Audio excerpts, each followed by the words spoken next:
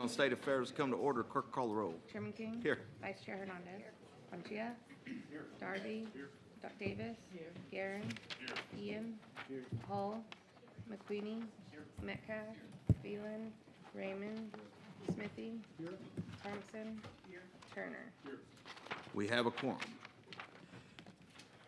As a reminder, anybody wishing to testify before the committee, please register at the kiosk located in the hallway behind the hearing rooms. If you require assistance in registering or testifying, please contact the committee staff. As stated on the hearing notice, there will be a time limit of 3 minutes per witness during public testimony. I would also add that if somebody said what you were going to say, ditto is acceptable. We have a lot of bills to get through, a lot of witnesses to hear from today. I will promise you, almost everybody on this panel can read. So if you have written testimony, please turn it in to the committee staff, and we will certainly read it. We do not require you to read to us. Yeah, we can vote first.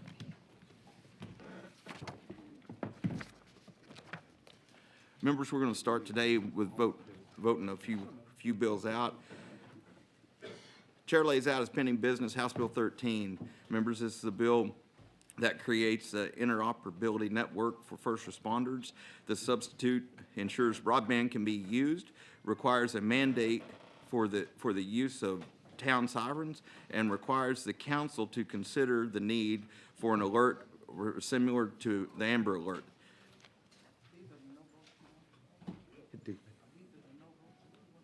The no votes? No, I want a yes vote. That's what, just to be clear, Ms. Thompson. Someone needs to offer the substitute. Okay. Representative Guerin offers a committee substitute. Is there objection to the adoption of the committee substitute amendment? It's fine. Just say substitute. The chair hears none. Substitute is adopted. Representative Thompson moves that House Bill 13, as substituted, be reported favorably to the full House with the recommendation that it do pass be printed. Clerk will call the roll. Vice Chair Hernandez. Ponchia. Darby. Davis. Guerin. Ian. Hall. McQueenie. Metcalf. Phelan. Raymond. Smithy. Thompson. Turner. Chair King. Aye. 14, 0 nays. Oh, what was it? 14, 0 nays. Okay. 14 ayes, 0 nays, the motion prevails. Chair lays out as pending business House Bill 143. Members, this is a bill that codifies the MOU between the Railroad Commission and the PUC. The sub allows the PUC and the Railroad Commission to take action that is necessary and appropriate to resolve a hazard. It adds language that ensures maintenance standards can be enforced. It adds specific timelines for when notification must be sent after an inspection, as well as a requirement for notification to the landowner of the property. It clarifies that notification to the electric provider must direct them to turn off power rather than make a decision about the disconnection, and clarifies that they cannot restore power until they receive direction from the PUC to do so. Vice Chair Hernandez offers up a committee substitute. Is there objection of the adoption of the committee substitute? Chair hears none. Substitute is adopted. Representative Guillen moves that House Bill 143, as substituted, be reported favorably to the full House with recommendation that it do pass be printed. Clerk, call the roll. Vice Chair Hernandez. Ponchia. Darby. Davis. Guerin. Guillen. Hall. McQueenie. Metcalf. Phelan. Raymond. Smithy. Thompson. Turner. Chairman King. Aye. 14. There will be 14 ayes and 0 nays. The motion prevails. Chair lays out as pending business House Bill 144. Members, this is a bill that requires pole inspection plans. The sub adds transmission lines to the bill. It requires monthly updates to the plan that specify deadlines for inspections, a process for including the inspection reports in the plan, and a timeline for remedial action. It also requires the plan to include documenting and responding to landowner reports and complaints. Representative McQueenie offers up committee substitute. Is there objection to the adoption of the committee substitute? Chair hears none, sub is adopted. Representative Hull moves that House Bill 144 as substituted be reported favorably to the full House with the recommendation that it do pass and be printed and sent to the, No, sorry, just before that. I forgot to move that part. okay, Megan made a mistake, sorry. Yep. That it do pass, be printed. Clerk, call the roll. Vice Chair Hernandez. Antia. Darby. Davis. Garen. Gian. Hull. McQueen. Metcalf. Phelan. Raymond. Smithy. Thompson. Turner. Chair King. Aye. There being 14 ayes and 0 nays, the motion prevails. We're not doing that, so. Okay. Recognize Phelan, so you can vote on this one. Let the record reflect that Speaker Phelan is on the dais with us. We're doing this one? Yep. Okay. Chair lays out as pending business, a bill by Speaker Moody that allows El Paso Electric to compensate customers for solar generation in an alternative method by the PUC. Speaker Phelan moves that House Bill 912, without amendment, be reported favorably to the full House with recommendation that it do pass, be printed. Clerk, call the roll. Vice Chair Hernandez. Antia. Darby. Davis. Garen. Gian. Hull. McQueen. Metcalf. Phelan. Raymond. Smithy. Thompson. Turner. Chair King. Aye. There being 15 ayes and 0 nays, the motion prevails.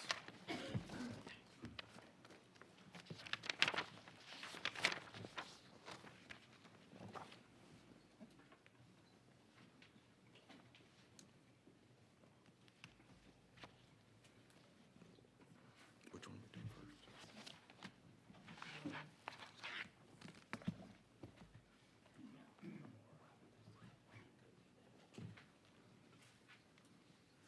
Okay.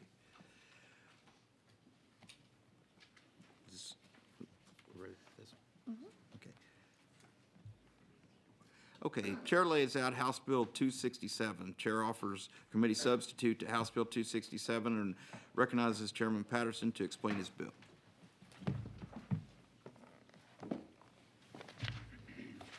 Thank you, Mr. Chairman and members of this committee. Y'all sure look good this morning. I know it's early.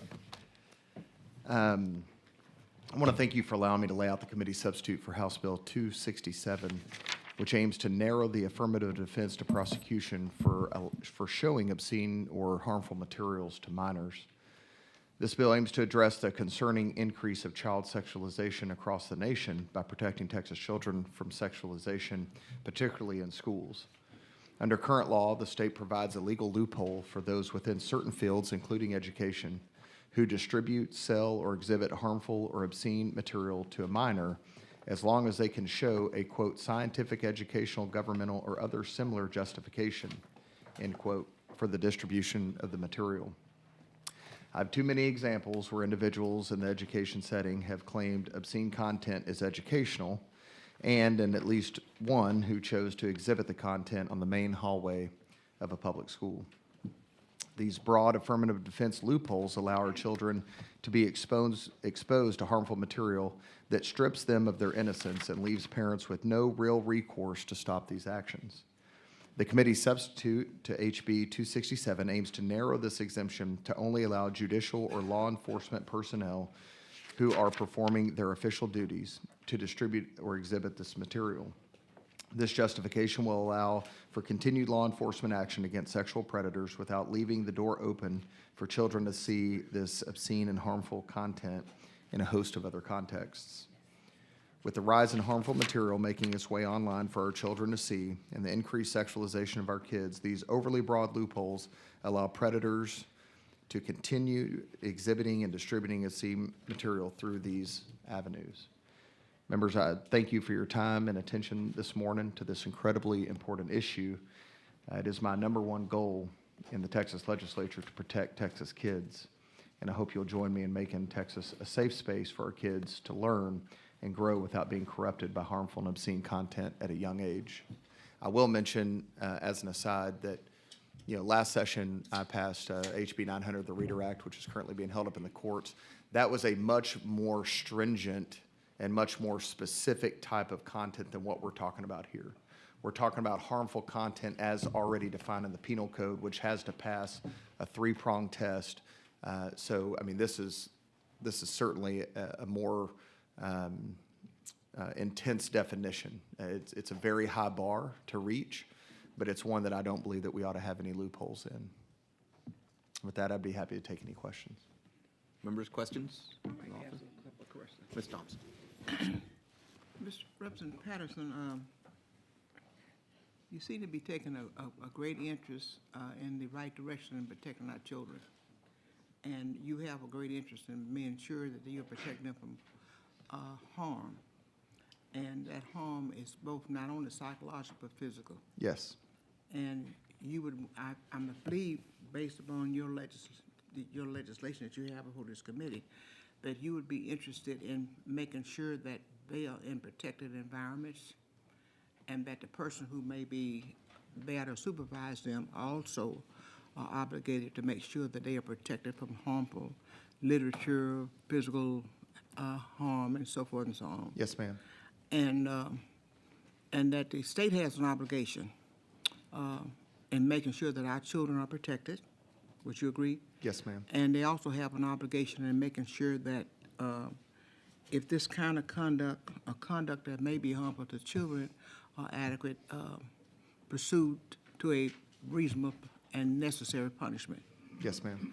And would you also agree to the fact that when we are protecting children within our state, that we want to put them in an environment where adults who are supervising them are doing their part, and if they are harming the children, we want to make sure that we have laws in place to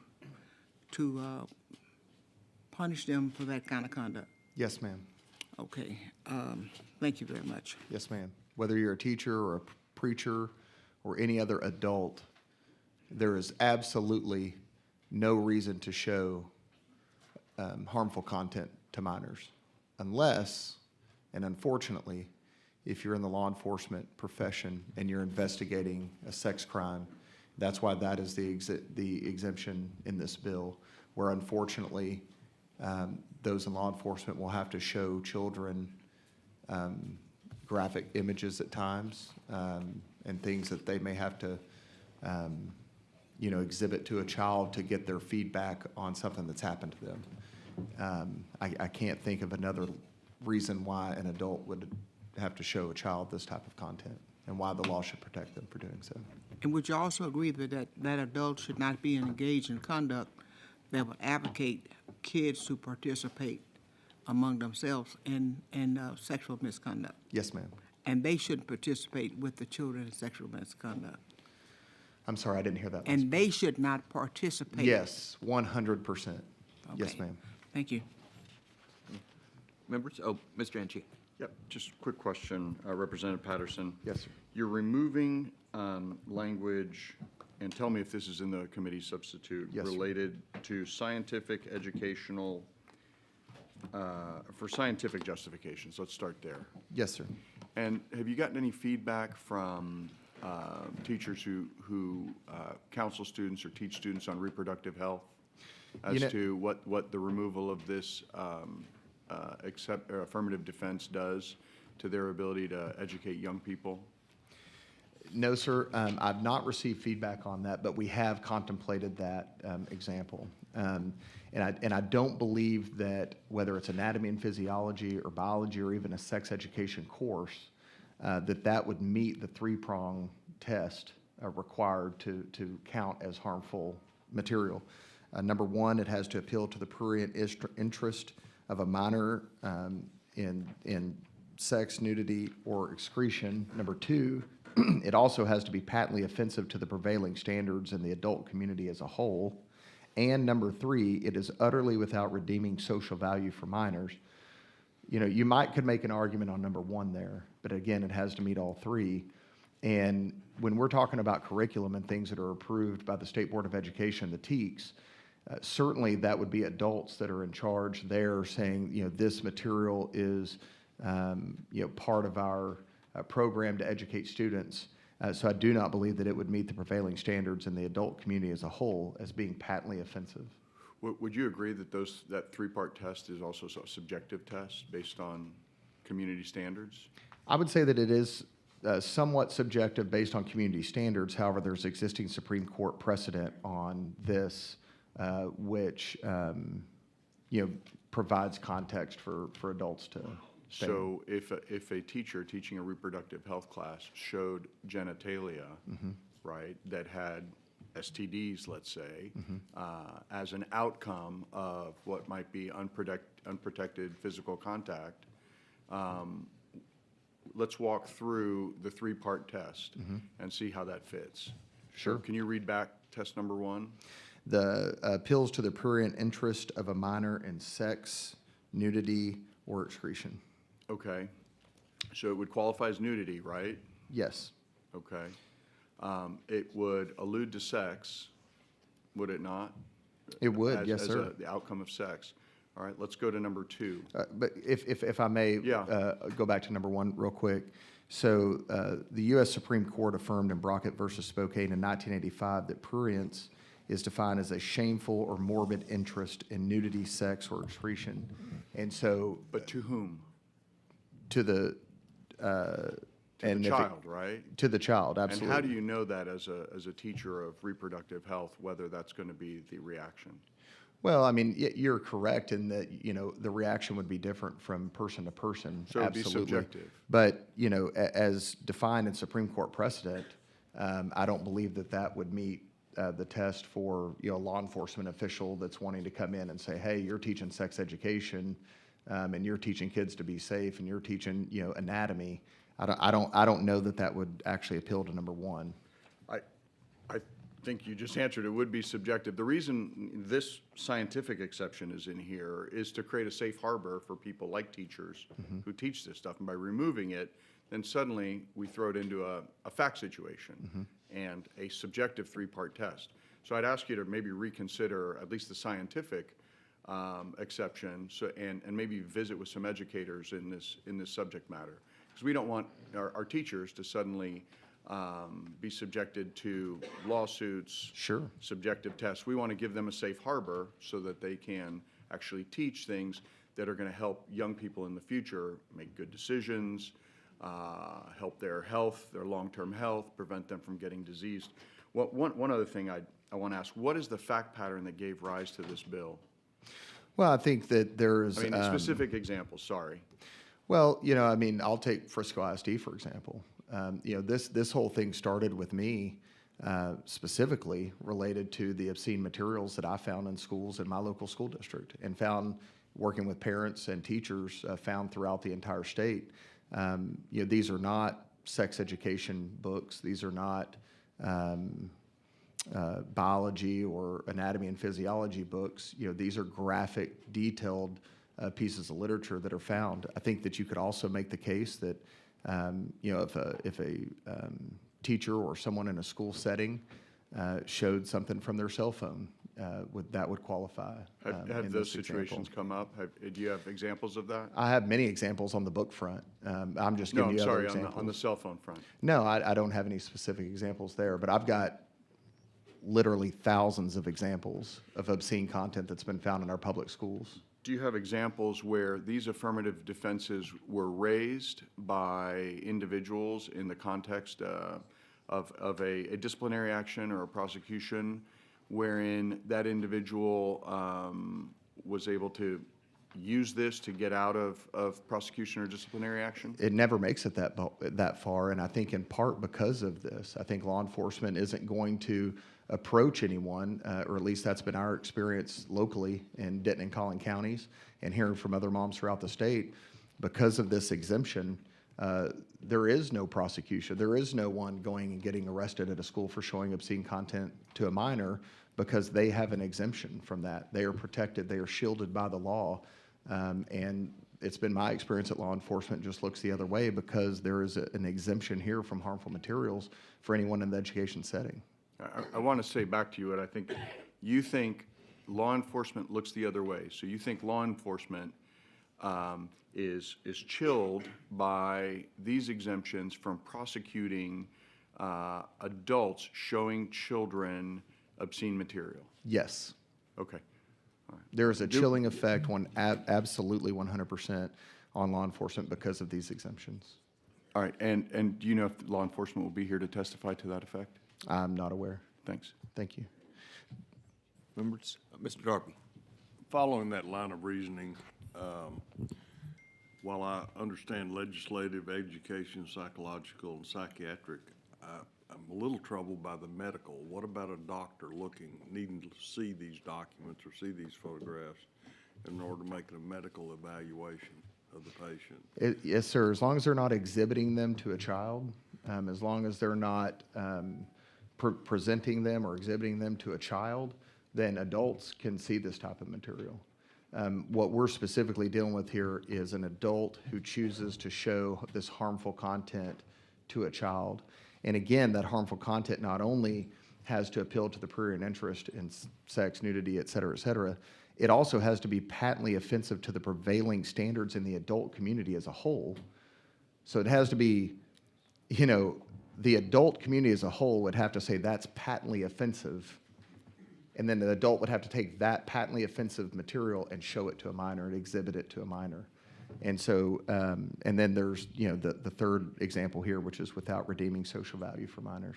So it has to meet all three of those pieces, and it has to be exhibited to a minor. Okay. Thank you. Yes, sir. Members, other questions? Seeing none, we'll bring you back up to close Thank you, sir. after some witnesses.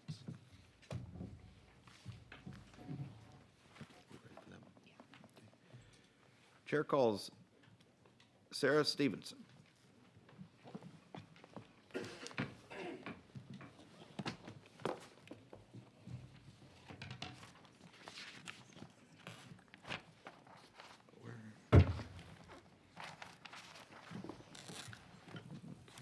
Hi, my name is Sarah Well, hey, Stevenson. I'm a one former. second, Ms. Stevenson. Sorry.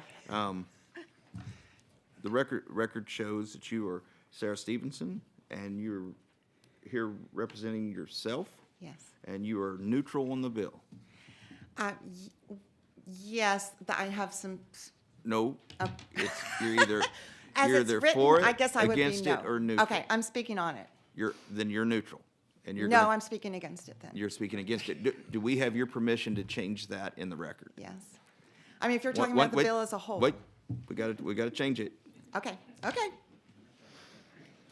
It is changed. You have 3 minutes. Okay, thank you so much. My name is Sarah Stevens. I'm a former public school librarian and also a Catholic high school teacher before that. I'm concerned because this session, there are 13 separate bills that are saying the same thing that Jared Patterson's is saying. There was one I went to hear on a Senate committee last week. And the thing that concerns me about this, again, is the unintended consequences, and you brought up the one about the health teacher. But basically, it would allow parents or anyone in the community to call the police to investigate a librarian or teacher over a so-called bad library book, according to their subjective judgment. And the history of affirmative defenses, I went back, it's in the Penal Code 4324, 1973. So this is serious to change the penal code, in my view. If the law passes, a health teacher can be arrested for showing diagrams of human sexual organs. Another example, art history, advanced placement course. Can they see Michelangelo's David? Can they see the Sistine Chapel? Because those are nude. Everyone has a different idea about what's obscene. It's very, very objective. And the part about the three qualities, I'm really concerned because House Bill 1012 and Senate Bill 88 are even changing the three categories.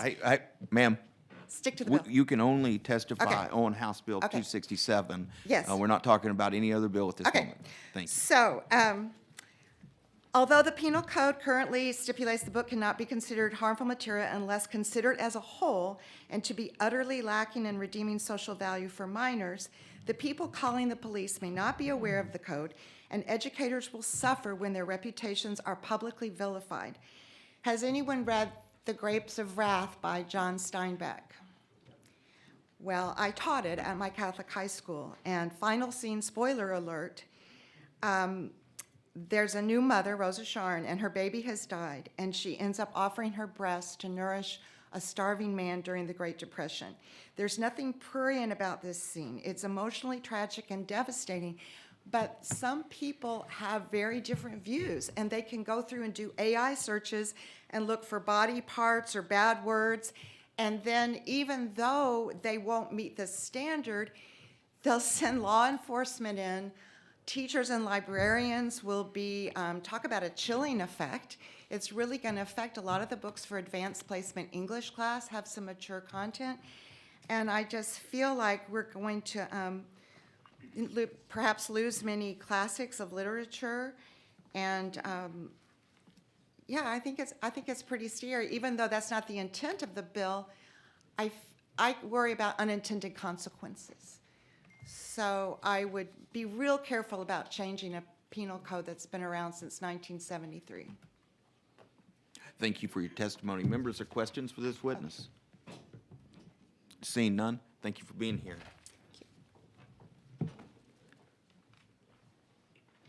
Chair calls Deborah Simmons.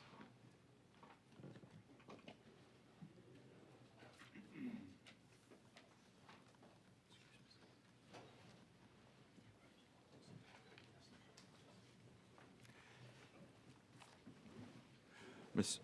Simmons, the record shows that you are representing yourself, Yes, and you are Deborah Simmons, and you are for the bill. I am. You have 3 minutes. Thank you. My name is Deborah Simmons, and I am for House Bill 267. In the 1940s, Dr. Alfred Kinsey published 2 books, Sexual Behavior of the Human Male and Sexual Behavior of the Human Female.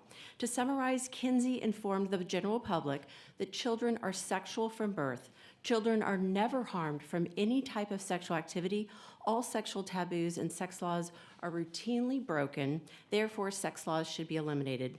Hugh Hefner became Kinsey's pamphleteer, and the American Law Institute used Kinsey's conclusions to draft the Model Penal Code. As the Model Penal Code was adopted across the country, courts were wrestling with the definitions for obscenity and formulating obscenity tests influenced by Kinsey. Penal Code 4324 for the sale, distribution, or display of harmful materials to minors was originally passed in 1973 with Texas's adoption of the Model Penal Code. During the 1977, 85, and 2011 legislative sessions, Section 4325 was created and then split to create today's 4325 for sexual performance of a child and 4326, which is possession of child pornography. And all 3 sections included affirmative defenses for some combination of scientific, educational, medical, psychological, psychiatric, governmental, judicial, law enforcement, legislative purposes, and in the case of 4324 or other similar justification. This is a cleanup bill for what has been characterized as creepy code out in the local areas. Every library PAC characterizes and categorizes this bill for criminalization of librarianship. Today, 4 states have exceptions for educational purposes. 34 states have either defenses or affirmative defenses. 5 states have repealed their defenses since 2019, while 7 states either never had these defenses or repealed them before 2017. It has been 6 years since I testified for this bill.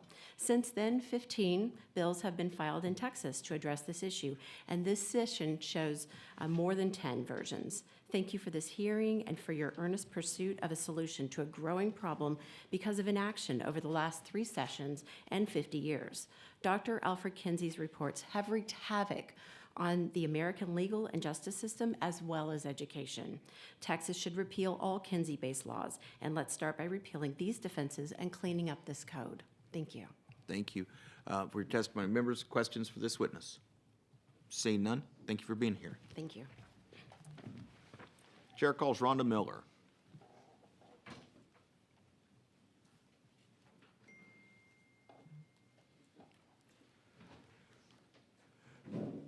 The record shows you are Rhonda Miller, and you're representing Purple for Parents.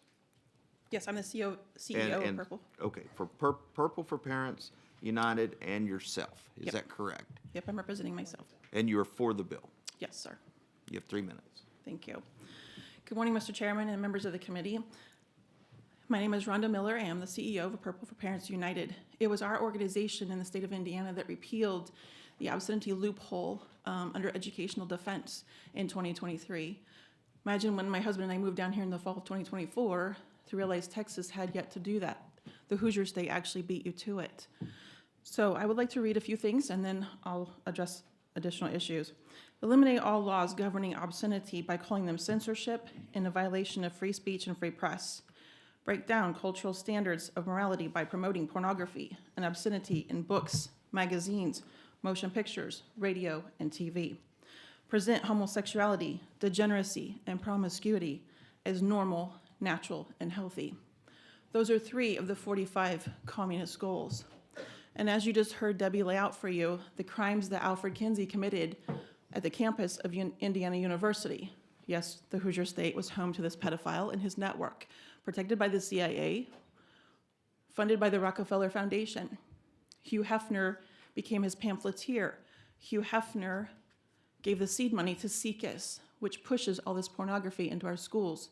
SIECUS was founded by humanists, communists, and Marxists.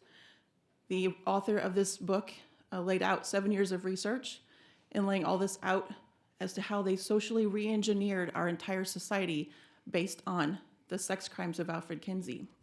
So in 2023, we had one of our team members that took a look at the 5 big publishing companies for most of these books that are being distributed throughout our schools.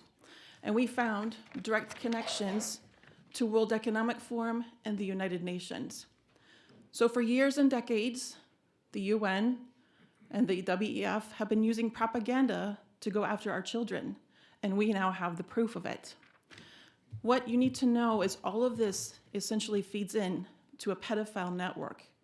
Before we had Jeffrey Epstein, we had Alfred Kinsey. He laid the groundwork working with the CIA and the Rockefeller Foundation. Now we have a global and national pedophile network that are feeding off of our children, and these books are essentially grooming them for this. So I would encourage you, please pass SB or HB 267, and I want to say thank you for Representative Patterson for bringing it forward. Thank you for your testimony. Members, or questions of this witness? Seeing none, thank you for being here.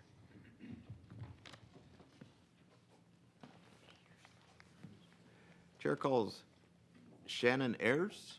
That's it there.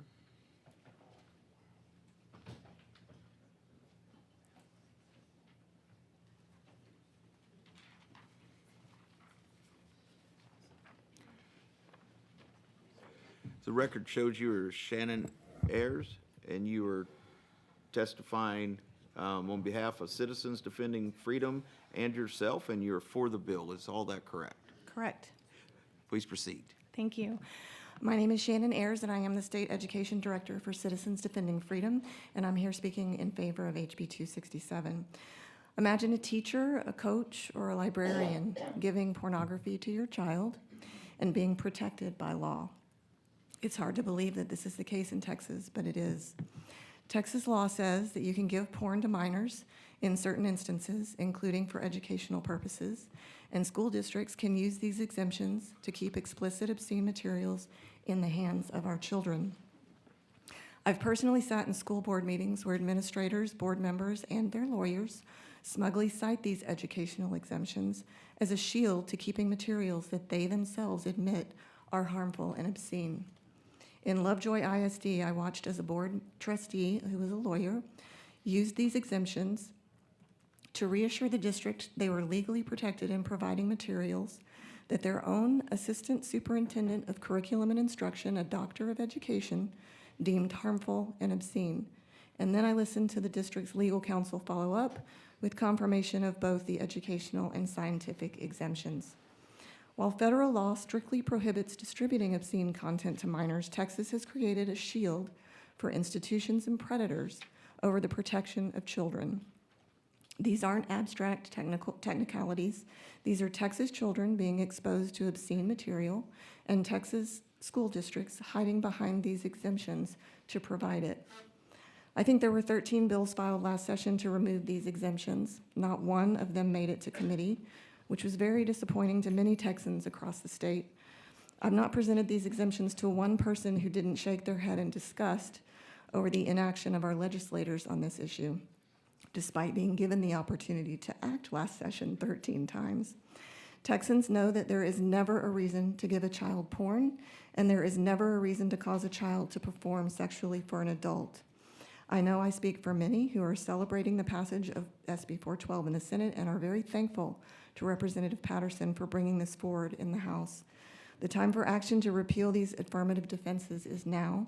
It's time to stand with Texas families rather than with those hiding behind legal loopholes designed to protect predators. Our children deserve better. They deserve protection. They deserve lawmakers who won't compromise their safety, because when giving porn to a child is considered acceptable in the law for any circumstance, then the law itself has become obscene. Please vote to protect Texas kids by voting yes to HB 267. Thank you. Members, questions for this witness? Seeing none, thank you for your testimony. Chair calls D. Chambliss.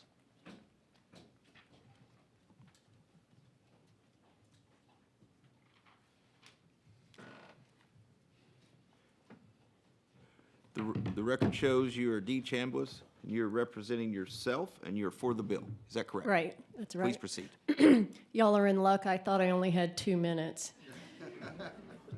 My name's Dee Chambliss, and I am in support of House Bill 267. I want to thank Jared Patterson so much for all of his work on this bill and for the bills from last year as well. He is really working to truly protect Texas children, so thank you. The affirmative defense is currently filled with gaping loopholes, mainly due to the vague phrase of scientific, educational, governmental, or other similar justifications. In Section 2F2, even more loopholes are added: medical, psychological, and psychiatric.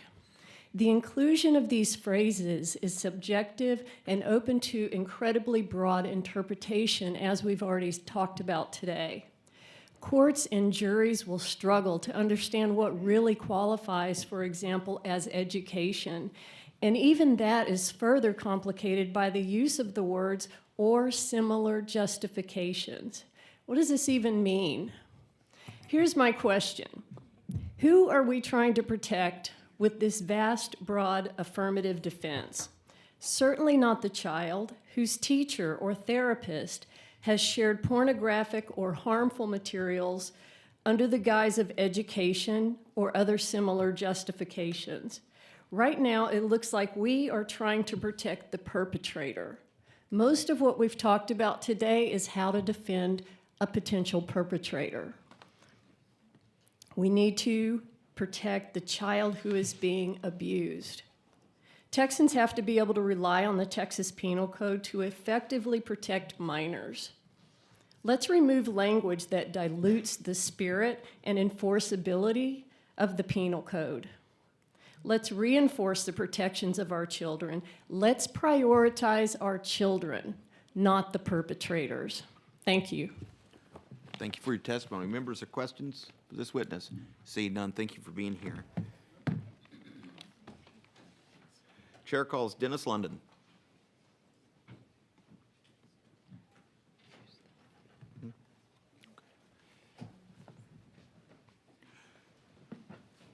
The record shows you are Dennis London. You're testifying on behalf of Grassroots America, We the People, and yourself, and you are for the bill. Is that correct? That is correct, sir.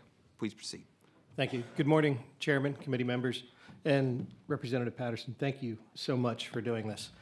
As you heard, I don't need to go into some of the past testimony. Ms. Simmons gave a great historical context of how this came to be in 1973.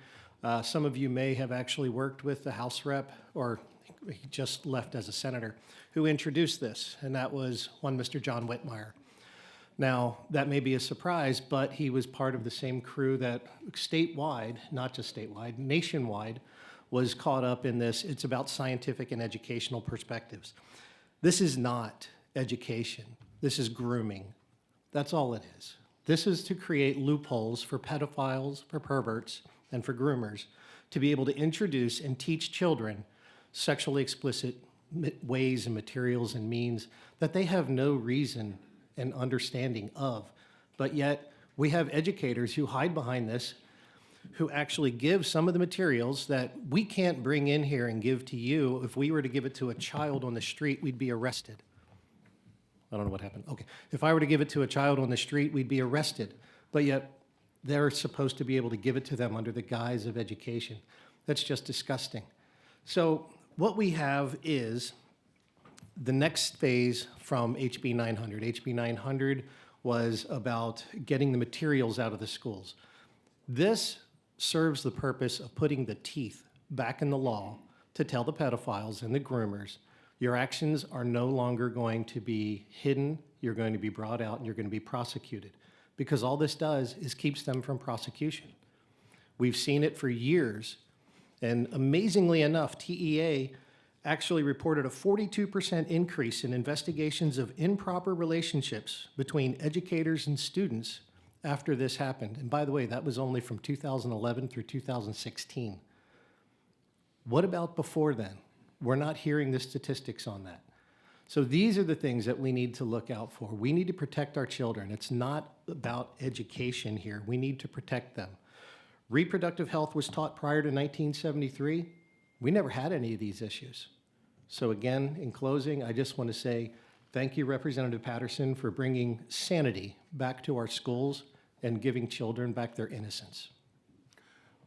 Members, questions for Mr. London? Seeing none, thank you for your testimony. Thank you. Chair calls Heidi Pezdek.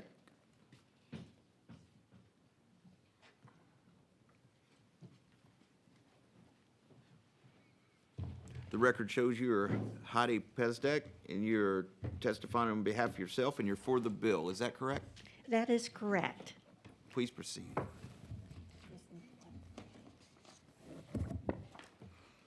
Thank you, representatives, for hearing this long-awaited bill to protect Texas children from being sexualized.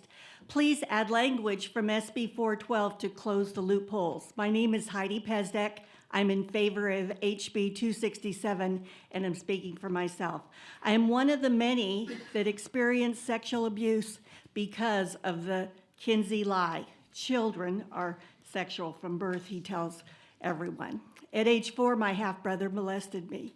This was disclosed to me as an adult, and I have no memory of that child-on-child sexual assault. Repeated offenses occurred by 2 male neighbors that were friends of the family and remained close friends of the family. As a 19-year-old nursing student, I was molested by my family physician during an examination. My family continued to see him, and I experienced adults protecting the adults, not standing for the innocence of a child.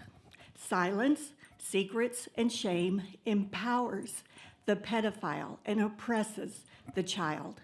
During the late 1960s explosive sexual revolution, I was a 17-year-old nursing student. It was there that I was exposed to pornography. I found myself curious, brought the addiction into my marriage. At that time, faith-based counseling referred to the Kinsey science to justify whatever is consensual. Kinsey was referred into our RN textbooks as truth, but it would be proved to be the big lie. I'm thankful God gave me victory over pornography. I'm thankful he gave me a voice to disarm the power of the pedophile that says, Don't tell anyone. Kinsey experts Dr. Judith Riesman and Dr. Audrey Werner mentored me in the effect of Kinsey's effect on my life. This mentoring revealed how my 45 years paralleled the Kinsey timeline, which I've included in your packet, of counterfeit, perverted sex laws, stealing the beauty of God's design for the marriage bed, living 90 minutes from the Kinsey Institute. On Indiana University campus, I researched the fake science exposing 8 decades of lies. In this capital Supreme Court here in Texas 53 years ago, Texas gave a shield to pedophiles to prey on the stolen innocence of Texas kids through obscenity exemptions in education. The numbers have reached epidemic levels. Few are prosecuted. That is a corporate sin for Texas to repent. Representatives, it's time to right that wrong with HB 267. Thank you, Ms. Bezdek. Members, there are questions for this witness. Thank you for your testimony. Appreciate you being here. Chair calls Audrey Werner.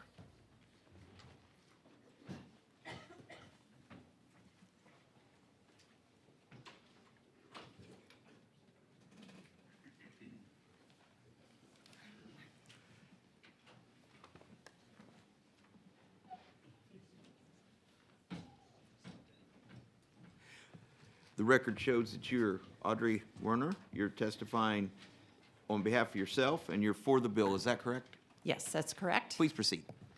Good morning. Thank you for hearing us today. My name is Audrey Werner, and I am speaking in favor of House Bill 267.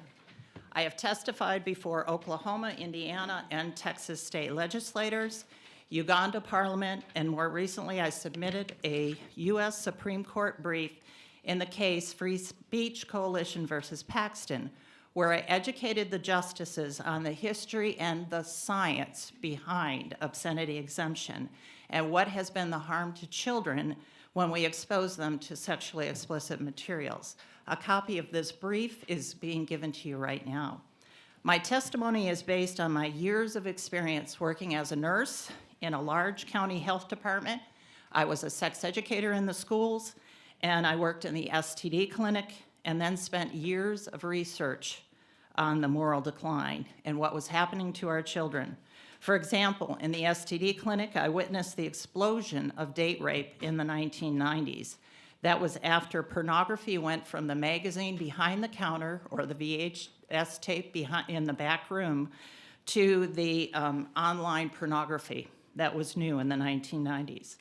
At the heart of my research was a man that's been named several times this morning, Alfred Kinsey. He interviewed pedophiles who raped children and then declared that children were sexual from birth. They were never harmed by adult-child sex, and he advocated that children view sexually explicit materials to help groom them for sex. One of the men who sent Kinsey data was Dr. Fritz von Balusak, a German Nazi who raped Polish children in the death camps. Kinsey admired people like Aleister Crowley, a British Satanist in England known as the Beast, who raped, tortured, and sacrificed infants to Satan in a temple in Sicily. Kinsey worked with select lawyers from the American Law Institute, who then drafted the Model Penal Code. The fourth draft was released in 1957, and it was a domino effect. Texas adopted the Model Penal Code based on Kinsey's science and allowed the obscenity exemption and the affirmative defense for adults who entice sex acts. You have a choice today. You can side with the pedophiles, or you can decide to protect the children of America. I thank you for your time. Thank you for your testimony. Members, are questions for this witness? Seeing none. Appreciate you being here.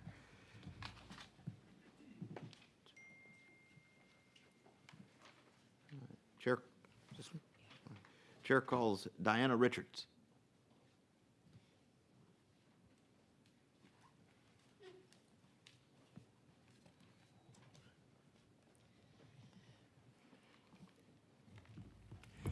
The record shows that you are Diana Richards. you're testifying on behalf of Texas Education 911 and yourself, and you're for the bill. Is that correct? That's correct. Thank you. Please proceed. Thank you so much for hearing this bill. Thank you, Representative Patterson, for all your work on this. I was honored to get to assist in the writing of HB 900, but today I wanted to not come and read from books that are just incredibly obscene and nasty that we have found in school libraries all over the state and all over the country.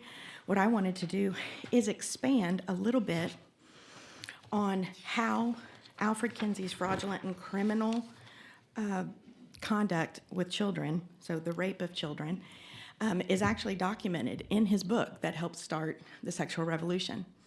I'm just a mom, but I was able to find this data, this evidence.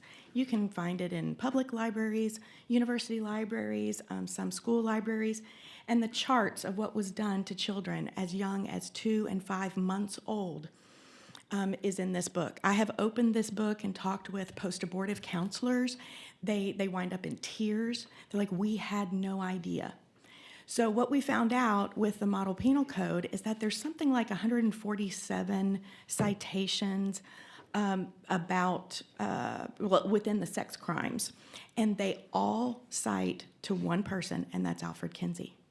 Why did they let him, who was a scientist that studied the gall wasp, they handpicked him because he was a sadomasochistic pedophile. And then how this went forward and infiltrated academia and the law profession. Just in 1962, I'm sure y'all are aware of the Vanderbilt Law Review. In 1962, they wrote, the law does not consider that a girl past her age of starting menstruation has sexual desires no less pronounced than those of boys. Sometimes extreme seductiveness of a young female is a factor which has no place in law, but is certainly affecting motivation. Even at the age of 4 or 5 years old, this seductiveness may be so powerful as to overwhelm the adult into committing the offense. The affair is therefore not always the result of the adult's aggression. Often the young female is the initiator and the seducer. That was just in 1962. But this is how it influenced them to look at children as sexual beings.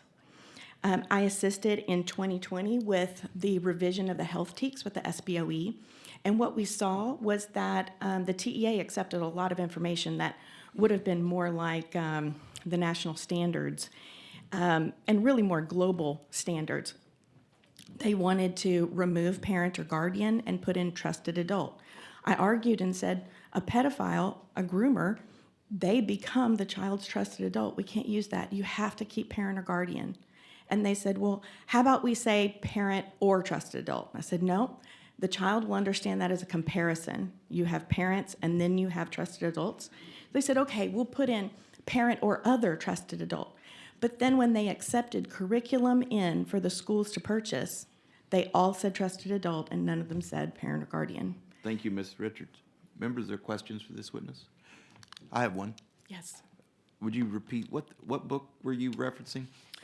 This was actually the Vanderbilt Law Review. No, the book that Oh, the book? that Sorry. you said you found in the public libraries. Yes. This is the sexual behavior in the human male that Alfred Kinsey, this was his first book, and he went into the penitentiaries and he sought out the most deviant criminals and asked them about their sexual experiences, and then that's who he labeled the average human male.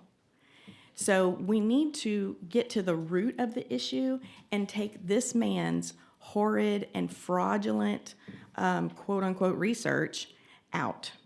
Thank you very much. Thank you. Members, other questions for this witness? Seeing none, thank you for being here. Thank you very much.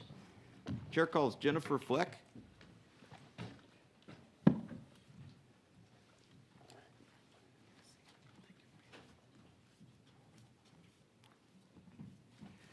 The record shows you are Jennifer Fleck. You're testifying on behalf of TCRP GOP Chair and yourself, and you're for the bill. Yes, thank you. Please proceed. Good morning. My name is Jennifer Fleck. I appreciate this bill and Representative Patterson for bringing it forward. This is the 4th legislative session that this bill has been filed. I know because I drafted the first one in 2019, the only session we got a hearing, and it was filed by Representative Kane. We've come a long way since 2019, when everyone in this building, or almost everyone, thought we were crazy. In 2022 and 2024, the Republican Party of Texas made the repeal of these affirmative defenses a legislative priority. As the new Travis County GOP chair, I want to thank you on behalf of the Republican Party and myself.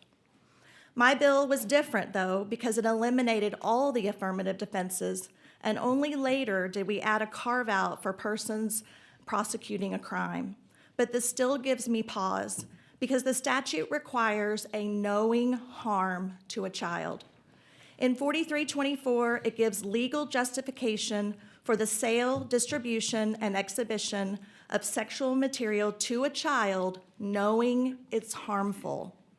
In 4325, it gives legal justification to employ, authorize, or induce a child to engage in sexual conduct knowing it is harmful. Please read the language carefully because it requires a knowing harm. I'm going to use the word officer in this context as an example. Does an officer in the prosecution of a crime ever need to knowingly harm a child by showing them sexual material? Does an officer ever need to employ a child to engage in sexual conduct knowing it will harm a child? Like everyone in this room who may have been shown sexual material as a child, I remember the room that I was in. I remember the lighting. I remember that I was standing. This kind of exposure leaves an indelible mark on the brain of a child. When the furtherance of this crime was investigated, I never remember an investigator exposing me to sexual material to prove up the case. It wasn't done and it wasn't necessary. As a law student, I interned in the Child Abuse Division in Houston. I participated in interviews with minors. It was never necessary to show a child sexual material or induce a child to sexual performance. I don't expect this carve-out to be abused, but I also don't think it's necessary. Knowingly harming a child should never be allowed under any circumstances. Thank you again for giving this bill a hearing. We've waited a long time, and I appreciate your efforts to do the right thing. Thank you, Ms. Fleck. Members, are questions for this witness? Seeing none, appreciate your Thank you. testimony. Chair calls Vanessa Sivage.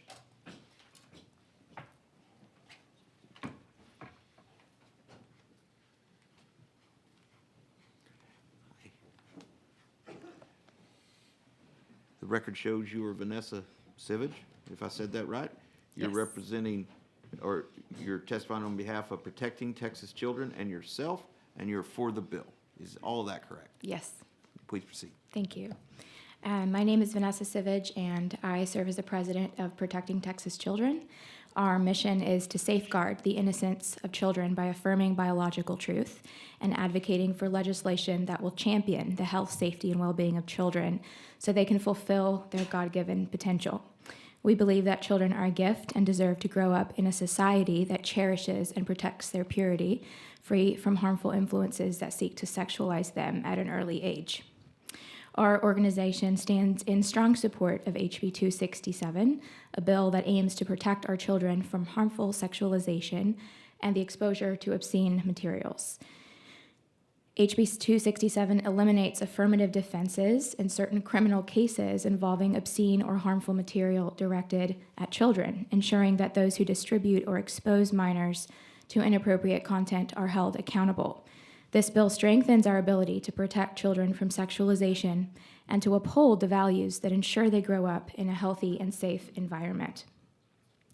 By supporting HB 267, we are taking a stand for the safety and dignity of our children, sending a message that Texas will not tolerate the sexualization of our youth.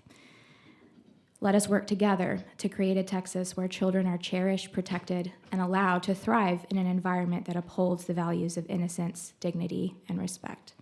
Thank you. Thank you for your testimony. Members, questions for this witness? Seeing none, thank you for being here. Chair calls Bradley Hodges.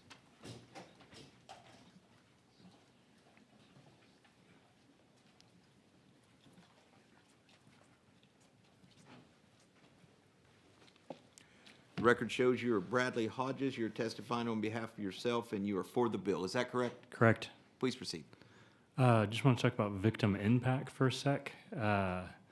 Does the committee have available the number of school kids each year who are being sexually assaulted by school staffers? That number is way higher than you might guess. You might want to look into that. You can try the Department of Education. They have those numbers. Pretty big. That's not an occasional coincidence.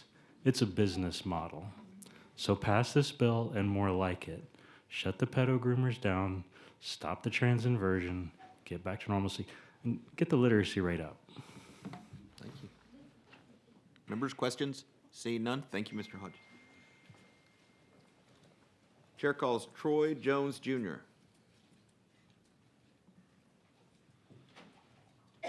Troy Jones Jr.?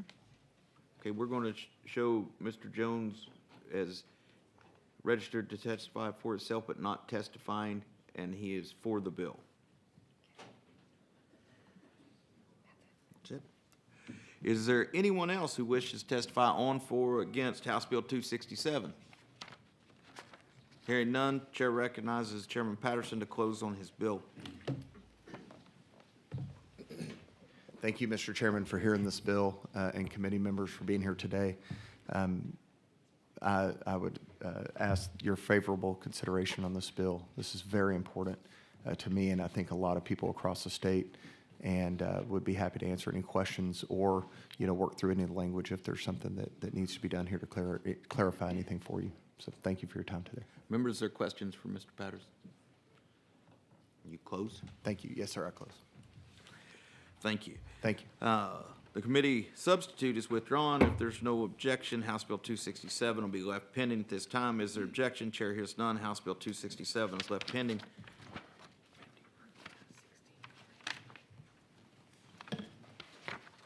Chair lays out House Bill 1640 and recognizes Chairman Van Deaver to explain the bill.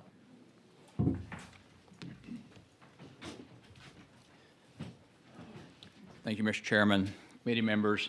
Over the past several years, Texas has seen a sharp increase in the number of homeowners who have installed rooftop solar panels in an effort to reduce monthly electricity costs. In some cases, these homeowners are well pleased with the performance of the solar panels and the resulting savings. However, I have been contacted by several constituents who have complained that the salespeople overpromised and underdelivered when making their sales pitch. One elderly couple were convinced to purchase the solar panels by a promise that not only would the system pay for itself, but the couple would also enjoy a nice monthly income from the excess power they would be selling back to the electricity provider, all of which was a lie. House Bill 1640 is an attempt to bring transparency and consumer protection to the rooftop solar industry by requiring the Public Utility Commission to develop a consumer guide for home solar systems so Texans can become better informed consumers. The guide will include suggested questions to ask the electric provider, design elements of solar energy devices to consider for maximizing efficiency, financial considerations for customers considering installing the solar device, and maybe most important is a contact telephone number or email address for an employee or division of the commission who can provide customers with information about solar panels. Mr. Chairman, this is not a bill that's going to grab headlines, but this is a bill that's going to provide opportunities for Texans to have a better life. With that, I don't know if there's anyone going to testify, but with that, I'd like to reserve the right to close. Members, are questions for Representative Van Deaver? We'll see you in a minute. Thank you. Chair calls Mark Stover.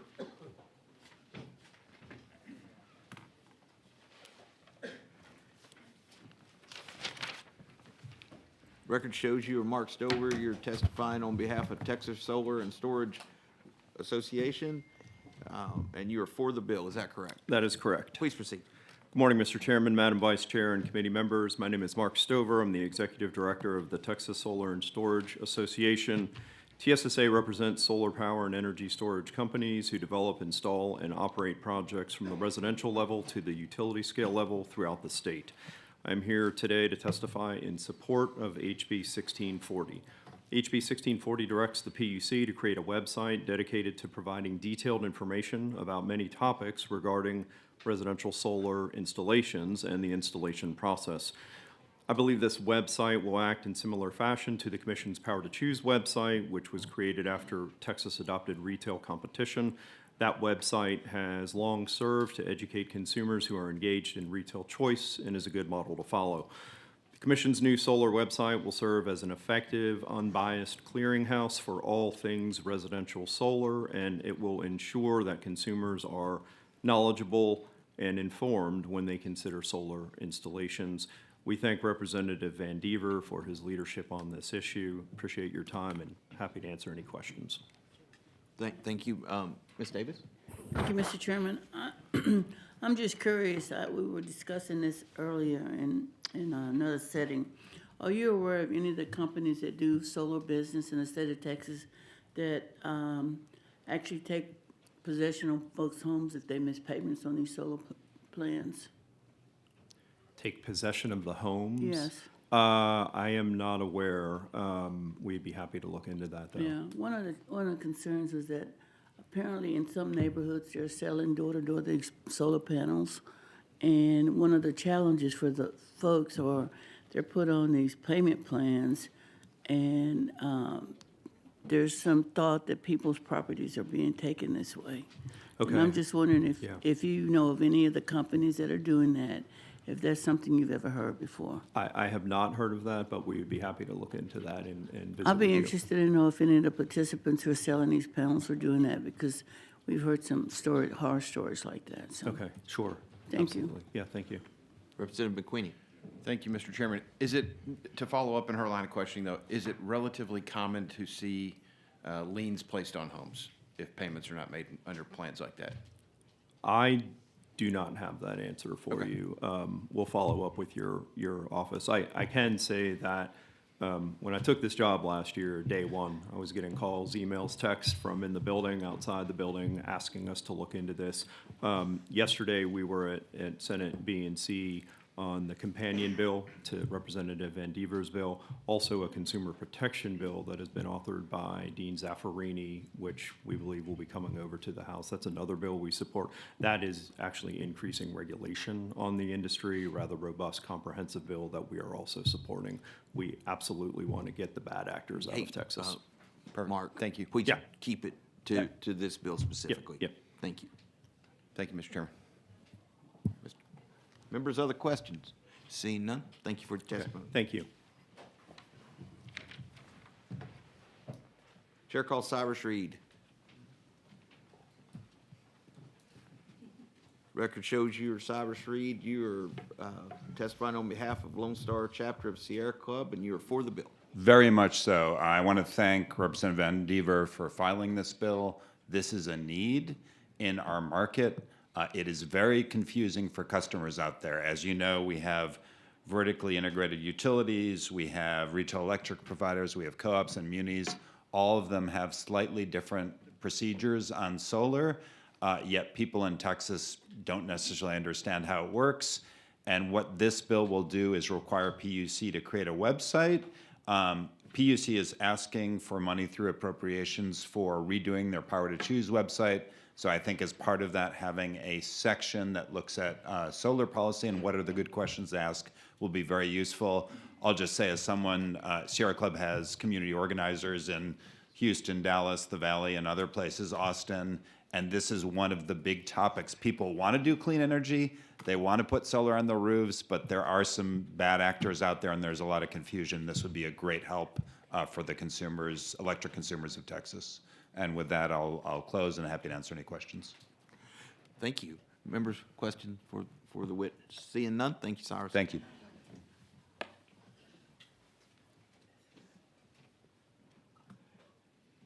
Chair calls Ann Bador.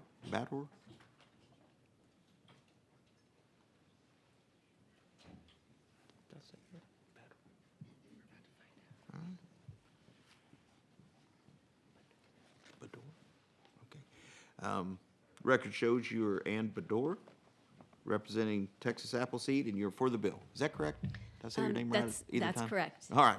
Yes. Please proceed. Thank you so much, Chairman, Vice Chair, and committee members. My name is Ann Baddour. I direct the Fair Financial Services Project at Texas Appleseed. We're a public interest justice organization based here in Austin. We work statewide on policy, and my focus is on consumer protection. And so we're definitely supportive of this bill, and thank the Chairman Van Dever for bringing this legislation. We've engaged in some in-depth study of the issue of rooftop home solar panel frauds and scams, and in my written testimony, I show some mapping of AG data. So we pulled all the AG complaint data over a 5-year period. Most striking is that there was an 818% increase in the number of complaints from 2018 to 2023. And a lot of the complaints that we read were coming from older Texans and low-income Texans, people who are actually outright defrauded in the process, told lies about incentives, told that this would be free, told that they wouldn't have to pay an electric bill. And many people didn't even see the contracts. A lot of it was executed on an iPad or that the person owned. People who may not have had emails fraudulently created in their names to receive the contract documents. So there are a lot of problems. And though this bill would not address those problems and victims of those kinds of problems, it would be a meaningful step forward. At least people would have a place to go for information. You know, for the seniors particularly who are impacted, they may not be reached by this information, but hopefully a lot of Texans will. And so in that vein, we support the bill. I'm happy to answer some of the questions about UCC liens that were raised, if that's helpful, but I don't want to overstep, so. Okay. Members, there are questions? Mr. McQueenie? I'm willing to ask if you'd expand on your comment about the UCC loans. Yeah, Thanks. absolutely. So the lenders do issue UCC1 liens on the properties. And so it's not exactly like a home equity loan, for example, where it's secured by the homestead, but the lien is placed on the homestead and encumbers the sale. So people generally can't sell their homes. And so what we've seen in some cases is kids who are selling the home of their elderly parents, perhaps to pay for long-term care, they have these encumbrances. And in rural communities, like one of the things in our data is that this is happening everywhere in Texas, rural and urban. A $60,000 UCC lien, that's a lot of the value of the home. And so people end up just losing the value of this important asset at the time when they really need it the most. And so it's a common occurrence when these are financed by loan transactions. Have you seen or has your experience seen any foreclosures of the asset, or it's just they just only place a lien on it? I am not aware of foreclosure because generally the lien is not secured by the home, but secured by the panels themselves. But it will encumber the sale. So if people want to sell their home or need to sell their home, it will stand as a barrier in their way. Thank you. Thank you, Mr. Chairman. Thank you. Members, other questions? Seeing none, thank you for being here. Okay, thank you very much. Chair calls Paul Hale. Paul Hale. Okay, we're going to show Mr. Hale as registered on behalf of the SREC SD1 and himself, and he was for the bill but not testifying. Is there anyone else who wishes to testify on, for, or against House Bill 1640? Seeing none, Chair recognizes Representative Van Dever to close on House Bill 1640. Thank you, Mr. Chairman. Members, thank you for considering this bill. As I said earlier, you know, this bill is not going to garner a lot of media attention, but it is an opportunity for us to do something really good for Texans.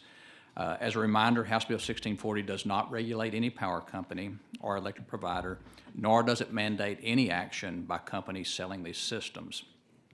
This bill simply provides Texans the information they need to make wise decisions when purchasing a solar system. And I will also point out there is no fiscal impact to the state of Texas. If there are any other questions, I'll be happy to answer. Otherwise, I close. Members, or questions for Representative Van Dever? Seeing none, thank you for being here. If there's no objection, House Bill 1640 will be left pending. Is there objection? Chair hears none. House Bill 1640 is left pending.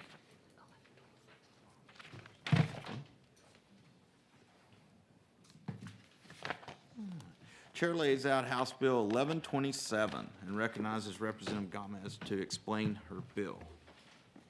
Good morning, Chairman King, esteemed members. Thank you so much for this opportunity to be here this morning and present House Bill 1127 on behalf of Texas families here. House Bill 1127 relates to the promotion and protection of the right to breastfeed. In the state of Texas, individuals already have this right to breastfeed in public and the workplace, but many are still unaware of the fact that they can do so. House Bill 1127 seeks to raise public awareness about their legal rights and create a mother-friendly worksite with reasonable policy supporting this practice of worksite breastfeeding. This bill will empower both workers and employers by providing clear guidance on the rights of mothers and creating accessible resources to ensure workplace compliance and make certain that these rights are upheld. It will give the ability for mothers to bring a civil action if these rights are violated. By providing these resources and enforcing compliance, the bill will help create a more supportive environment for working mothers in Texas, establishing a robust support system with the necessary tools and resources to advocate for themselves in the workplace. I believe we have several individuals who have signed up to testify in favor of said bill, but I'm here if there are any questions, and if not, Mr. Chairman, I'd respectfully reserve my right to close. Members, are there questions for the representative? Seeing none, we will bring you back up to close shortly. Thank you, Mr. Chair. We have one witness. Chair calls Christine Keller.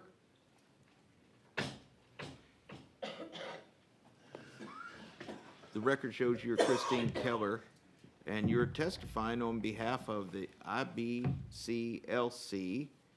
Operation. Lactation. Okay, Operation Lactation and Lactation Consultant Association and yourself, and you're for the bill. Correct. Please proceed. Thank you so much for letting me speak today. I find it very interesting that we've talked so much about protecting our children, but we failed to mention protecting our most vulnerable of our society, and that's our infants. Back in 1995, the bill was passed to allow moms to breastfeed in public. Back in 2019, I testified to help pass a law to allow moms to pump in public. This law, or both of these laws exist, but they're not being enforced. For example, I mean, imagine if it was you, maybe not you, but a family member, a friend, someone you know. I actually have a patient who she had 3 miscarriages, and she was finally able to carry to term. She had 4 children, 3 of which I helped. She struggled to breastfeed with all of them, but finally was able to breastfeed with number 4. She took a position at a women's pregnancy crisis center because she cared so much. And with her 4th child, she even went to the extent of buying hundreds of dollars worth of breastfeeding-friendly clothing.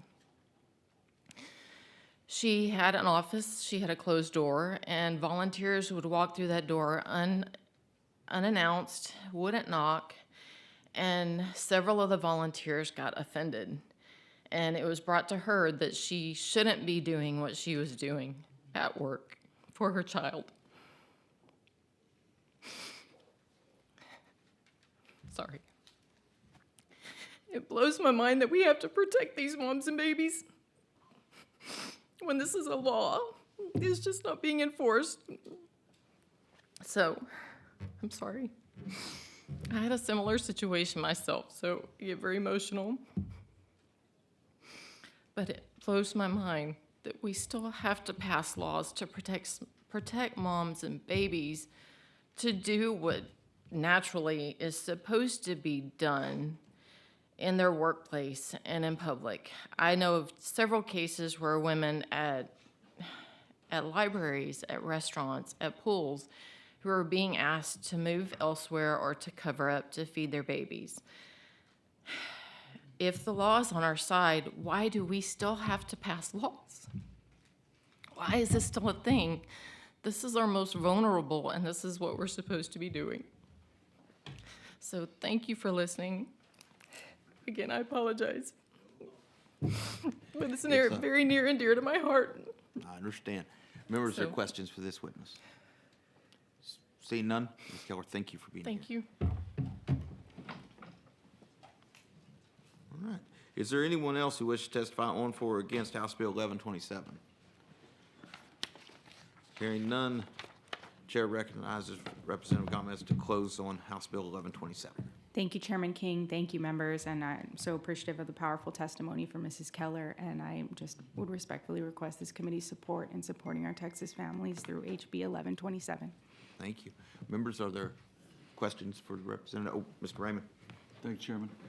Thank you, Representative. So can you maybe talk a little bit more about where you, I didn't really want to ask the witness because I know it's tough to get up here, but where this is happening, or instances where you're hearing that this is happening, more and more, or just frequently, or whatever?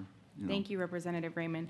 Yes, throughout the interim, I spoke with several groups, several individuals who said, while this might not be happening across the board, and we don't expect that there are nefarious actors, from time to time, women in the workplace and have felt like they're fearful of coming forward to do this out of the potential of being discriminated against, so to speak, out of the potential of quote unquote offending someone, offending an employer.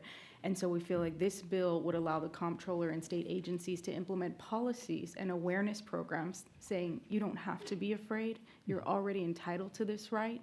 It's more of an educational program saying you can do this, please don't hesitate, the state of Texas supports you and your right to do so. So are you contemplating that we would say, if the employer allows you to bring your children to work, I guess? Because If the child is permitted on the premise, correct? Okay, so it's not saying, hey, you have to start letting, employees bring their infants to work with them, because, I mean, I'm sure there's some jobs where it just Right. would be difficult, right? So the way That's the not bill- what it's doing. It's Right. saying if they can bring them already, they can do this. You're correct, Representative Raymond. The way this bill is written, it specifically states on premises where children are allowed. Thanks. Yes, sir. Thank you. Members, are there other questions for the representative? Seeing none? Do you close? Yes, Mr. Chair, thank you so much. All right. Have a good day. You too. If there's no objection, House Bill 1127 will be left pending at this time. Is there objection? Chair hears none. House Bill 1127 is left pending.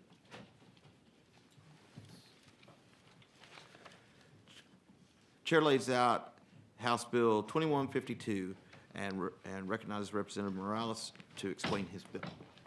Mr. Chair. Vice Chair. And members of this committee, thank you. Good morning. My name is Eddie Morales, and I proudly represent the largest district, a geographic region, not by counties. Chair. Thank you for that correction. House District 74. This bill is piggybacking on Chairman Guerin's bill from last session. I want to thank you for taking the time to hear House Bill 2152. This legislation was originally brought to my office by Senator Sparks and his team, and it is a companion to Senate Bill 391. So last session, as I mentioned, Chairman Guerin passed House Bill 5066, which did a few things, but notably it required the PUC to establish a reliability plan for regions with rapid electrical load growth, including the Permian Basin. That legislation passed easily, and most recently, the Public Utilities Commission and ERCOT released their Permian Basin Transmission Reliability Plan last year. Originally, House Bill 5066 required one-time regional plans to be released. What House Bill 2152, which is what you have in front of you, will do is simply require that the Permian Basin Transmission Reliability Plan be updated every 5 years. Texas, as you know, continues to grow, and so does our demand. ERCOT forecasts that electricity demands in the region will grow approximately 26 gigawatts by 2038, which is the equivalent to almost 1/3 of the current summer demand of the entire ERCOT system. With that growth comes fluidity and a changing landscape. How will our projections change in 5 years, in 10 years, let alone in 20 years? I believe meeting those demands requires having a plan, a reliable plan that is continuously updated. Members, this is a simple bill that would require ERCOT to update the Permian Basin Transmission Reliability Plan every 5 years to make sure that we can adapt, maintain, and ensure that our region in West Texas will meet the demands of future generations of Texas, not only in West Texas, but in the rest of the state. I'm happy to answer any questions, but I also believe there is a resource witness here from ERCOT that can answer any technical questions. Thank you, Mr. Chairman, Vice Chair Hernandez, and members of this committee. Members, are questions for the representative? Seeing none? Oh, has anybody got a question for the resource witness? Oh, Ms. Thompson does. I just want to remind the author of the bill that the session has started. I couldn't hear you. Don't forget the session has started. Yes. Thank you. Yeah.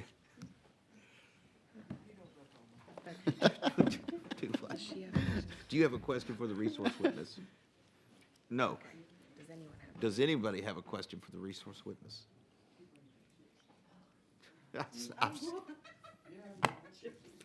Okay. Every one of you should have gotten already at least. Okay. We will Would you- correct that. We're going to move this along, and you're required to bring Ms. Thompson an extra bag of chips. We have no questions for you at this time. We do have, where is it? Okay, we have one witness. Chair calls Cyrus Reed. Oh, I switched it. I was looking.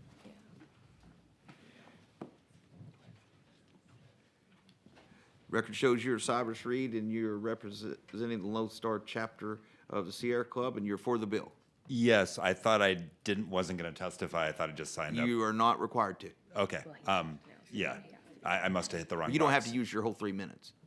We're for the bill. It's an important change in a growing region. And Thank with you, that, I'll be Mr. quiet. Reed. Thanks. Was there questions for the Thank you, witness? Seeing none? Oh, all right. Does anyone else wish to testify on, for, or against House Bill 2152? Seeing none, Chair recognizes Representative Morales to close on House Bill 2152. I think anytime you can have Cyrus on your side it's a positive sign as well. When any time he doesn't use his 3 minutes. That's good. Yes. So, Mr. Chair and Madam Vice Chair, thank you for the opportunity. I think this is a good move. As you know, anything that really requires the ability for Texas to move forward should have a plan. I think we started on the right path, and this is just going to continue us on that right path to make sure that we have the right reliability for the future years ahead of us. Thank you for the opportunity. I do want to say, I don't want to leave this here because I know that you guys sometimes go back. We received very late last night a fiscal note on this, and it is somewhat confusing to us because the bill that Chairman Guerin passed last session that I referenced in my layout had a 0 fiscal note and included a reliability plan for different regions in the area, including the Permian Basin. This one actually came back late last night with a fiscal note. It's small, but still, we understand Senator Sparks is going out there with the folks that provided the fiscal note and is going to have those challenges with them to see why last session there was absolutely a 0 number to that fiscal note and why now they're applying a number when it's just so much more limited to just the Permian Basin. But I want to let you all know, I think it still is a great plan, a great strategy for Texas to be able to move forward. But I wanted to give you that update in case you went through the notes and saw that. Perfect. Any questions or issues with Is there respect? questions? Mr. McQueen? Thank you, Mr. Chair. I appreciate you addressing that. I was very surprised to see a $450,000 fiscal note for this plan being updated. So more information on that would be greatly appreciated. Yes, sir. It We doesn't are make getting sense. that, and we will provide it as soon as It doesn't Senator make any Sparks. sense to me It either. doesn't make any sense. Thank you, Mr. Chair. Members, are there other questions? Seeing none? You close? I close. All right. If there's no objection, House Bill 2152 will be left pending. Is there objection? Chair hears none. House Bill 2152 is left pending. Mr. Chair, that's all I have before this committee. May I be excused? Yes, sir. Thank you.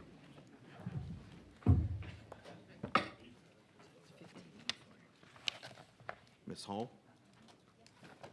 Chair lays out House Bill 1584, recognizes Chair Hall to explain her bill.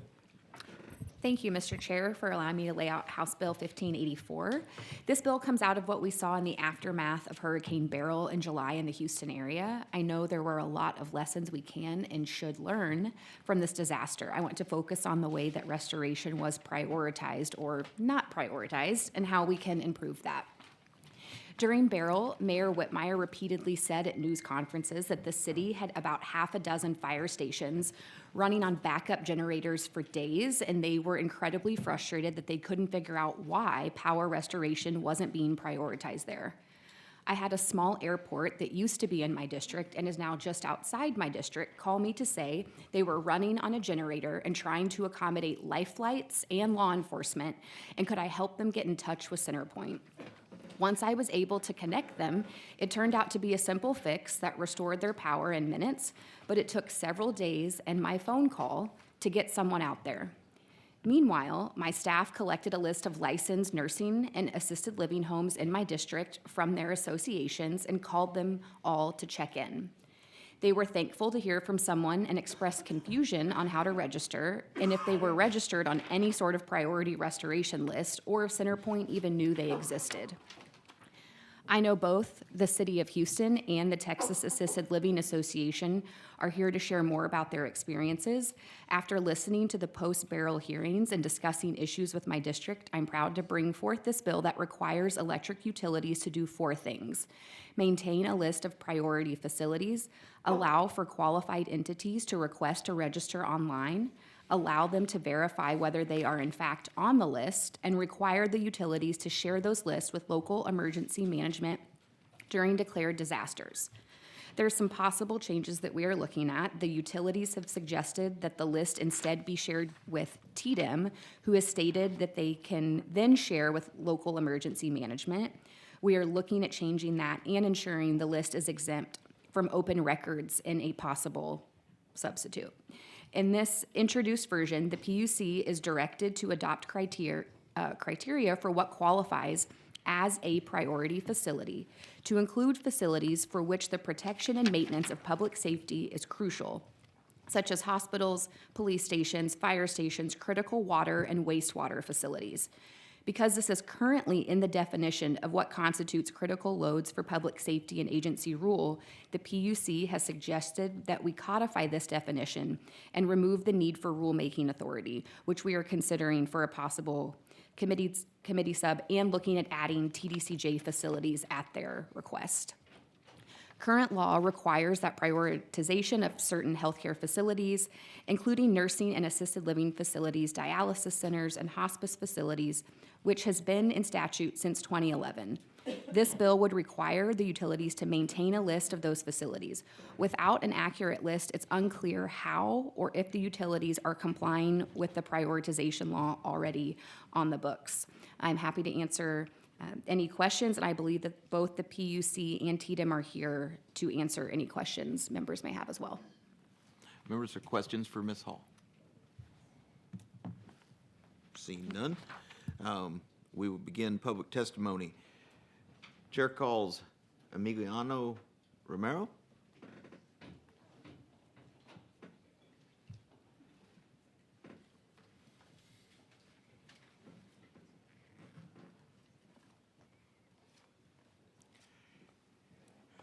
The record shows you are Emiliano Romero.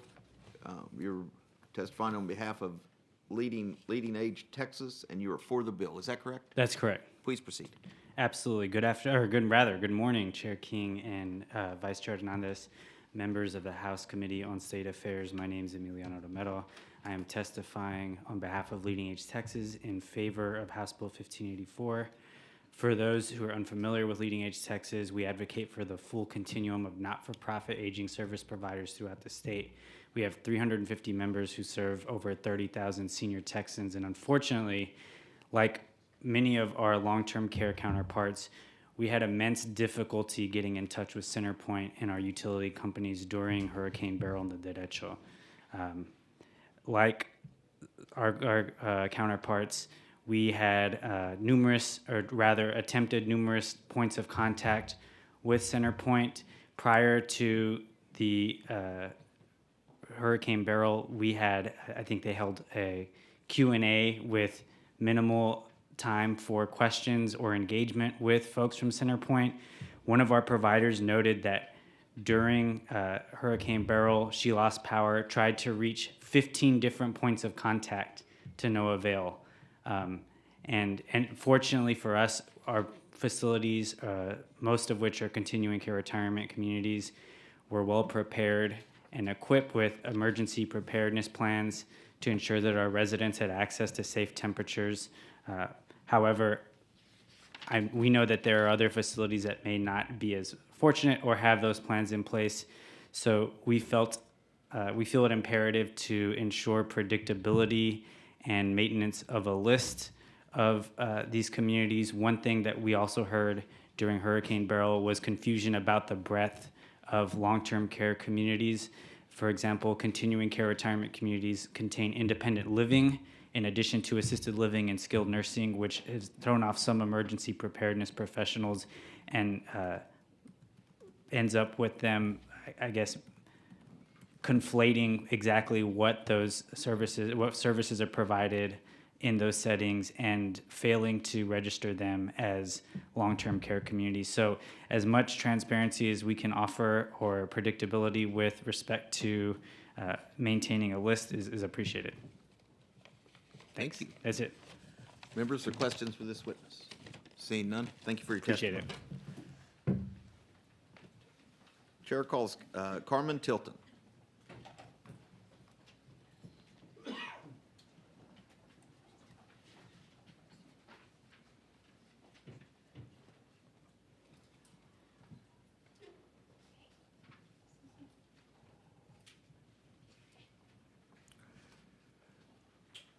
The record shows that you are Carmen Tilton, and you are testifying on behalf of Texas Assisted Living Association, and you're for the bill. Is that correct? That is absolutely correct. Please Thank you, proceed. sir. Good morning. My name is Carmen Tilton. I'm the VP of Public Policy for the Texas Assisted Living Association, known as TALA. I'm here to testify in support of House Bill 1584. TALA is an advocacy organization for assisted living communities with members located across the state. In 2011, the Texas legislature passed Senate Bill 937, which established priority restoration for select healthcare entities. The idea was that these facilities cared for individuals who often relied on powered medical equipment, and as such, they were more impacted than other customers during prolonged power outages. In the 14 years since the Texas legislature first took up this topic, we have witnessed quite a few power outages of varying magnitudes, and the applicability and usability of this priority designation has come up with each one. In 2023, I personally reached out to several dozen transmission and distribution utilities regarding the process that they wanted our providers to adhere to for registering as priority power restoration. And I heard repeatedly, "What are you talking about? We aren't covered by the PUC. This doesn't apply. We don't have a process. I guess you can fill out the critical infrastructure form," and so on. And the issue isn't the underlying statute. The issue is that that existing statute has been habitually ignored for those 14 years. And when we raised it directly, by me personally or by our providers as part of their emergency and preparedness process, oftentimes our utility providers shift the blame on the lack of prioritization back onto their customers. As a case in point, because it's not just CenterPoint, when we experienced the Austin ice storm in 2023, we had an issue with a provider not being prioritized for restoration. And we heard from the utility company via the local media that they didn't know where that community was, that that community was supposed to have registered and they had not. And so when I got the phone call from the reporter saying, "Hey, why didn't this community register?" I thought, well, we didn't know they needed to register, but also let's you and I, while we're on the phone, let's try to register. And we couldn't find it. We couldn't find the form. There was no page that had the words priority restoration on it. You couldn't Google your way to it. You couldn't click through all of the different links. It just wasn't there. And I would encourage you and your staff to try that exact same exercise with your personal individual utility provider. Try it. Try to register. Pretend you're an executive director of a community and try to register for priority restoration. It is very hard. House Bill 1584 is a direct response to these repeated issues. It requires our utility providers to do a better job of communicating with their priority restoration customers. It requires our utility providers to communicate better with emergency services, and it reminds them of their existing obligation to their customers, an obligation which has been in statute since 2011. I'm happy to answer any questions. Thank you for your testimony. Ms. Thompson? I just want to thank you for your testimony. You know, we're beginning to notice more tornadoes, more problems with cold weather and hurricanes. Don't you think that businesses ought to be a little more prepared? I mean, you know, I think they have a responsibility as well.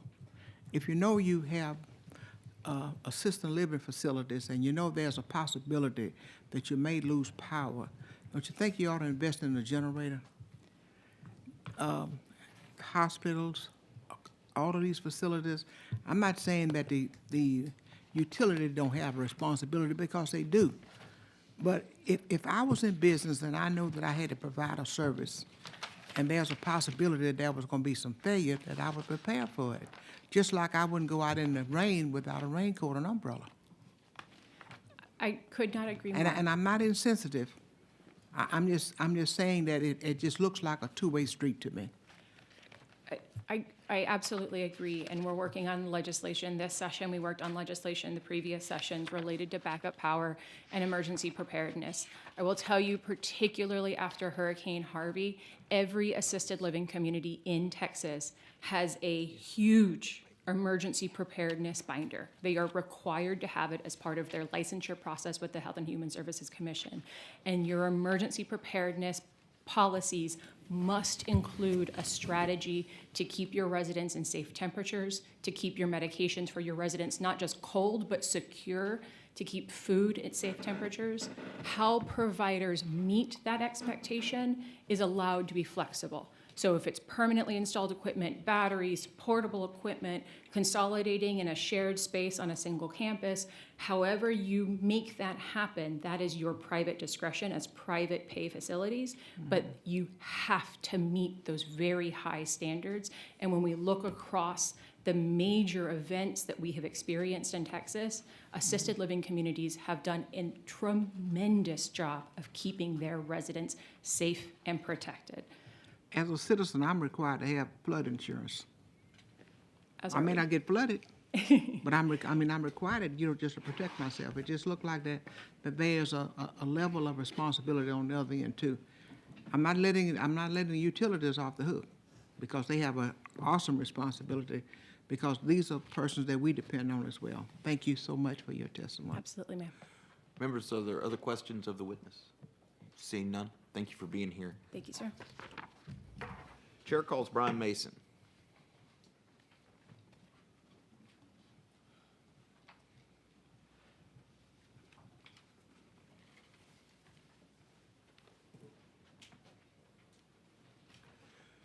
The record shows you are Brian Mason. You're testifying on behalf of the City of Houston Office of Emergency Management, and you're for the bill. Yes, sir. Please proceed. Thank you, sir. Good morning, Chairman King, Vice Chairman Hernandez, and the members of the committee. I am Brian Mason, the Director of Emergency Management for the City of Houston, and we are testifying in support of House Bill 1584. On an annual basis, the City of OEM collaborates with our partners to create a list of prioritized locations, and we share that list with CenterPoint. Through the purpose or through planning for that list, we coordinate with all of our regional partners to identify critical infrastructure, which includes water, wastewater, fire stations, police stations, hospitals, communications facilities, and we review that list, prioritize it, and send it to CenterPoint for them to adjust the priority during restoration events. Having a priority list was vital to Houston's response during Hurricane Beryl. Hurricane Beryl made landfall July 8th, 2024, and the Houston metro area had approximately 2 million customers that had lost power. Although many of the customers had power restored within 7 days, several customers didn't have power restored for up to 11 days.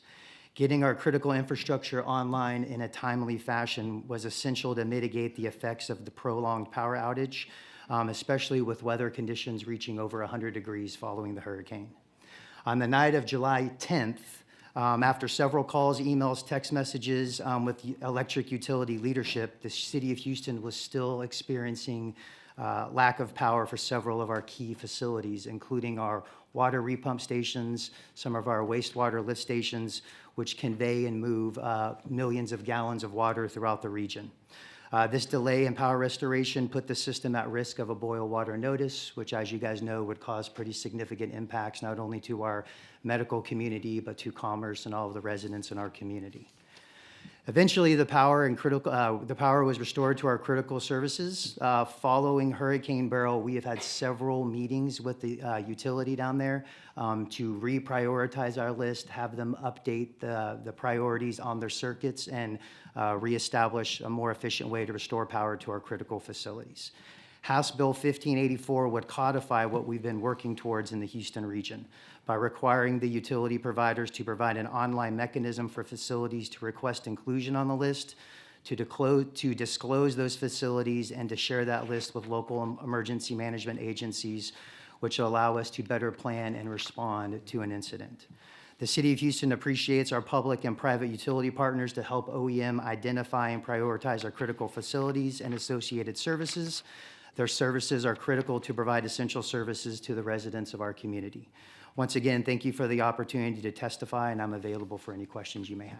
Members, are there questions of this witness? Seeing none, thank you for your testimony. Thank you, sir. Is there anyone else wish to testify on, for, or against House Bill 1584? Seeing none, the chair recognizes Chair Hall to briefly close on her bill. Thank you for allowing me to bring this bill forward, and I ask for your favorable consideration, and I close unless anyone has a question. Are there questions for the author? Seeing none, thank you. If there's no objection, House Bill 1584 will be left pending. Is there objection? Chair hears none. House Bill 1584 is left pending at this time. Chair moves that the committee stand in recess until final adjournment, recess of the House, or during the bill referral if permission is granted. Is there objection? Hearing none, the motion prevails. The committee stands in recess.